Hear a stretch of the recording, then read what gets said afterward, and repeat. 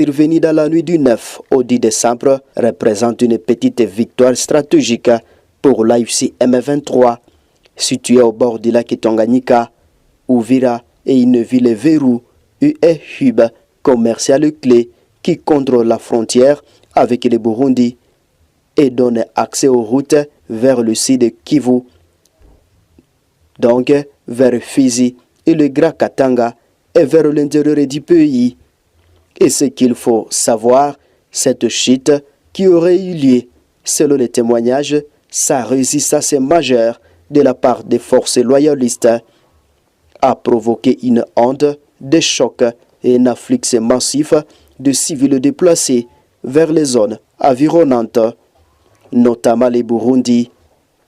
Le M23 attend ici son contrôle sur une nouvelle province après s'être embarré de Goma et Bukavu plutôt cette année. Sur le plan humanitaire, des centaines de milliers de civils ont été déplacés dans la région du Sud Kivu depuis le début de cette nouvelle offensive.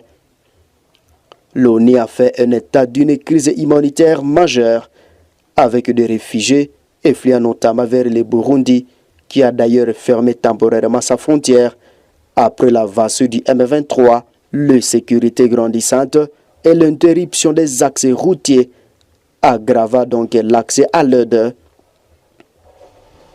Outre l'accusation de Washington, le Burundi a également accusé le Rwanda de soutenir le M23 et d'avoir mené des attaques contre ses positions à RDC, renforçant l'escalade militaire.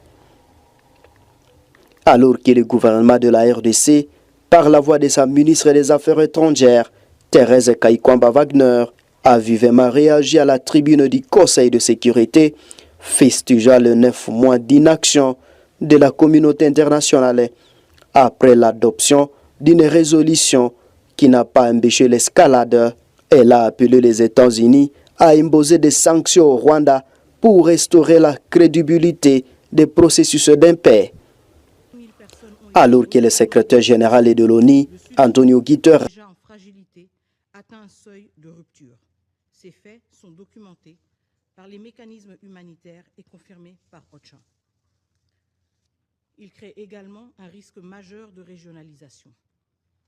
Des tirs ont déjà touché le Burundi. Uvira n'est distante que de 30 km de Bujumbura. Aucun pays voisin ne peut être exposé à de telles attaques sans risque d'escalade. La stabilité régionale ne peut reposer sur la normalisation de violations aussi graves. Monsieur le Président, moins d'une semaine après